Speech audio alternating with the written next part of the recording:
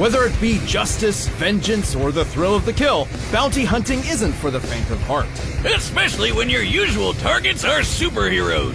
The Ghost Rider, Marvel's relentless spirit of vengeance. And Spawn, who managed to dethrone both Satan and God. He's Wiz and I'm Boomstick. And it's our job to analyze their weapons, armor, and skills to find out who would win a death battle. Even at a young age, Johnny Blaze lived life on the edge. Son to the accomplished cyclist Barton Blaze, he was sadly witness to his father's death in a stunt gone wrong. But he got adopted by another stuntman, Crash Crash Simpson. It's no surprise that Johnny became a stunt performer himself until Crash's wife died in a stunt gone wrong. Only now apparently aware that motorcycles can be dangerous, Johnny swore to never perform again. And then Crash got cancer. Damn, even I don't have parent issues this bad. Completely devastated, Johnny refused to let Crash die. Willing to risk it all, he turned to the one person who could fix everything. Everyone's favorite problem solver, Satan! Hail Satan! This was Mephistopheles, one of the many lords of hell who happened to have a special interest in Johnny's family line. To save Crash's life, he cut a deal with the devil, curing the cancer at the cost of selling his soul. The deal succeeded, and Crash was healed, but then he died in, well, a stunt gone wrong. I mean, he's a stuntman whose name is Crash. Should have seen it coming. And after all that, Johnny got stuck with being Mephisto's bitch for eternity. Mephisto even sandwiched him together with a demonic spirit of vengeance named Zarathos. Zarathos, ask your doctor if it's right for you, or your exorcist. Long ago, Zarathos was a powerful demon who threatened Mephisto's realm. Eventually, Mephisto defeated him, forcing him into eternal servitude. And with their power combined, Johnny and Zarathos roamed the world, punishing the wicked as the embodiment of a death metal album cover, The Ghost Rider. Ah! Oh god, that's terrifying! Well, sure, his visage instills fear unto many. What? No, Ghost Rider looks awesome! I'm talking about Nick Cage. Agreed.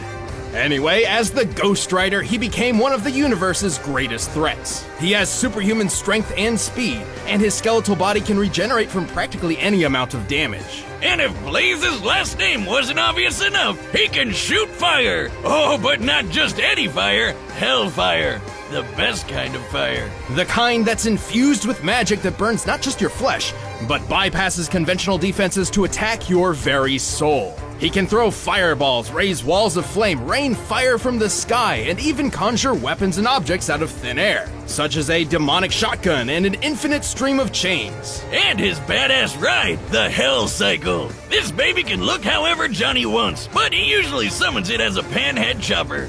It can respond to Johnny's thoughts, scale walls, and even outrace Thor's hammer Mjolnir. The same hammer that crossed a galaxy and back in a single minute. You know, I lit my chopper on fire once. I didn't know you had a motorcycle. Well, yeah, up until the fire. Uh-oh. Rest in peace, Roadhog. At least you went out in a blaze of glory, like Bon Jovi said.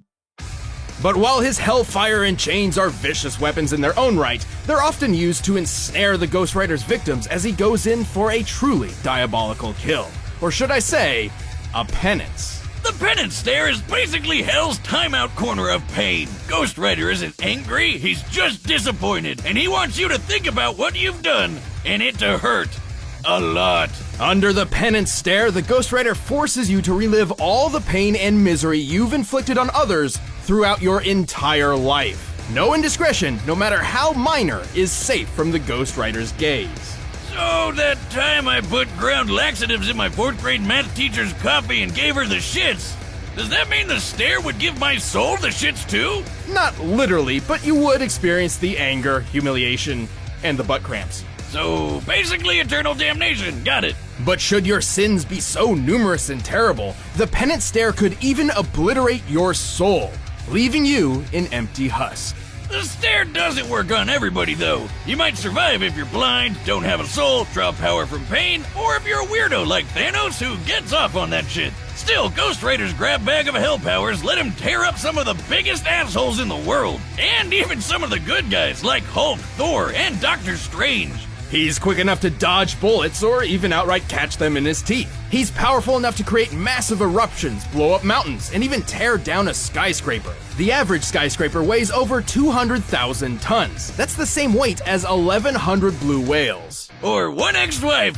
I'm gonna write that on her next alimony check. And given his hellish heritage, he's rather difficult to kill. Bullets, poison, fire, he's survived it all. Even a beatdown from World War Hulk just got him even more pissed and extra flamey. Not just that. Remember Zarathos? Johnny Blaze isn't simply a host for the demon, but a limiter for his full power. Throughout his life as the writer, Johnny has constantly battled Zarathos in the mind, barely holding on to some semblance of sanity.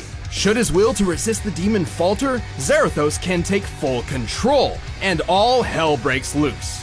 Not literally, but pretty close. Oh, and plot twist, Zarathos was never actually a demon at all, but an angel of justice. Fire skull head and everything. When he's unleashed, he becomes so powerful, even Doctor Strange wets his robes. And this is the guy who pops supernovas like Pez.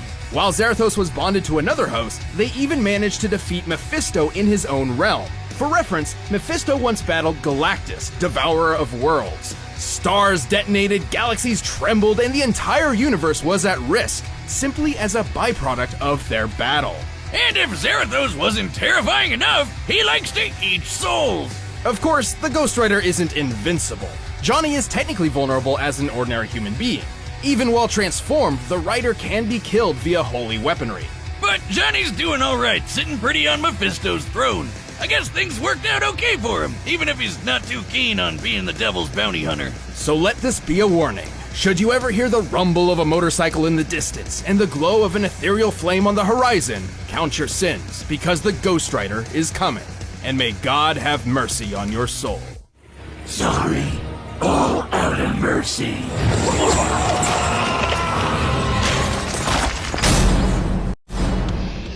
Al Simmons was trained to be a deadly, stealthy soldier and assassin, and proved numerous times he was the best of the best. But when his morality got the better of him, his boss terminated his contract permanently. That's when Simmons met Malbogia, one of the demon lords of hell, who struck a deal with him. He'd get to see his wife again if he became captain of Hell's armies. He agreed and was reborn as a Hellspawn. But as with most demons, it tricked him, leaving Spawn with a fate worse than death. And of course, Spawn swore revenge. Being a Hellspawn, he has superhuman strength and speed. He is nearly invulnerable and can use his own powers to heal and regenerate. In addition, Spawn can feed or draw from the evil ores of others for the same effect. It really saves him on band-aids. He wears a living, parasitic, symbiotic suit, named Letha of the 7th House of K.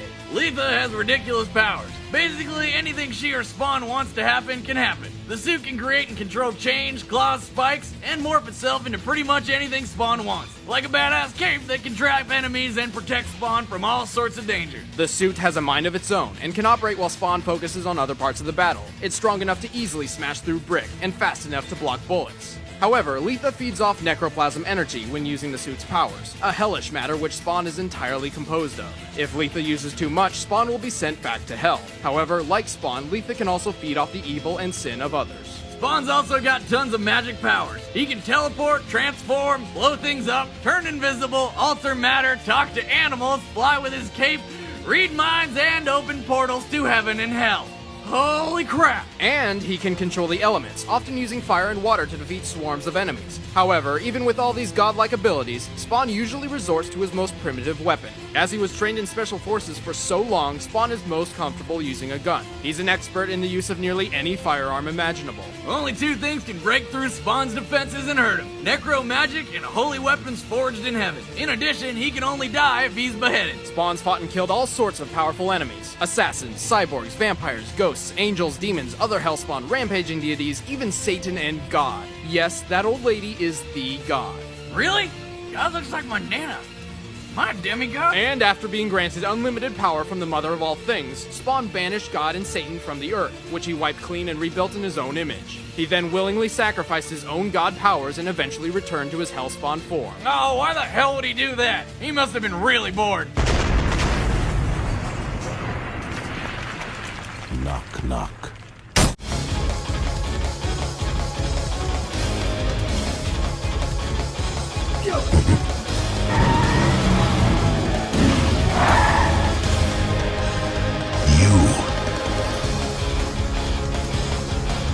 find out what you know.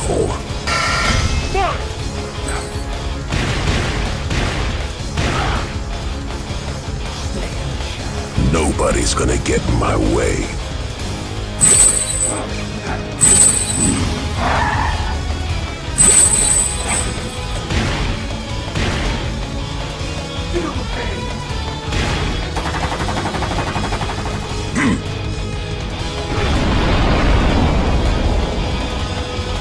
You happy?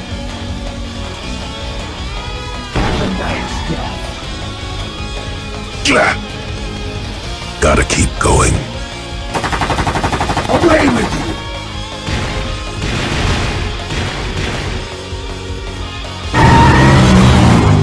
I'll crush you.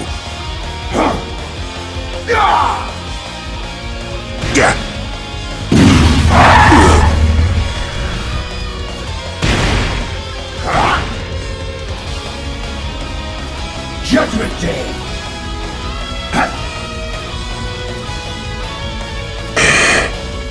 I will feast on your very soul.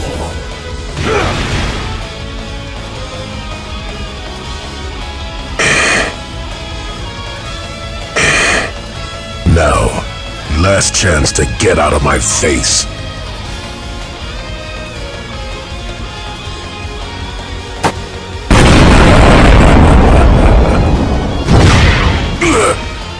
Look into my eyes.